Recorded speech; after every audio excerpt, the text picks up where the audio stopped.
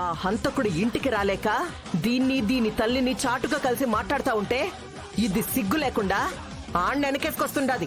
మీరేంది ఆరాలు తీస్తా ఉండారు? సిగ్గుపడాల్సిన అవసరం మాకు లేదు పెద్దమ్మా. సిగ్గుపడే పని మా నాన్న ఎప్పుడు చేయలేదు.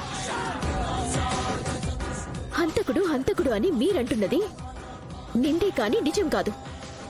అసలు నిజం వేరు, అసలు హంతకులు వేరు.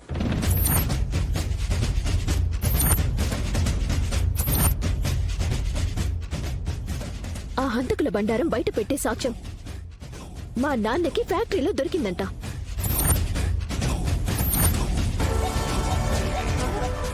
అది తీసుకుని వెళ్తుంటేనే ఎవరో విధవలు ఆయన్ని కిడ్నాప్ చేశారంట.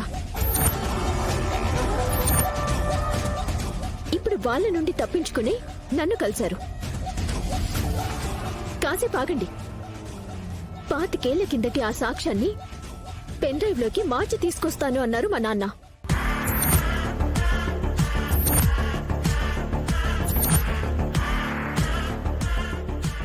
అసలు నిజం మీ ముందర పెడతాను అన్నారు మా నాన్న. అప్పుడు చూసి మాట్లాడండి. అప్పుడు మీరన్న వాటికి మీరే సిగ్గుపడండి. ఏం కూసావే?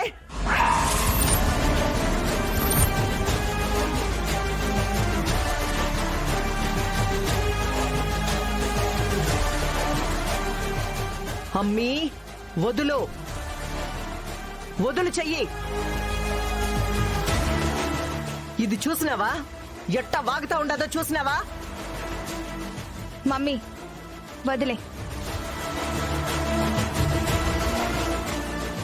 మా మమ్మీని ఎవరైనా చిన్న మాట అంటే నేను ఊరుకుంటానా చెప్పు?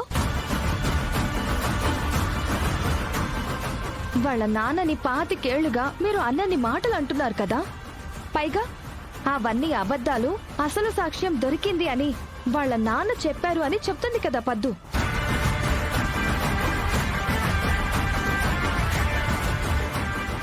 మరప్పుడు పద్దుకి ఆ మాత్రం పౌరుషం ఉండడం న్యాయమే కదా. కాస్త ఆవేశాన్ని ఆపుకుని ఓపిగ్గా ఉండు మమ్మీ. ఏదో సాక్ష్యంతో వస్తున్నాడు అని అంటుంది కదా, అది చూసి మాట్లాడదాం.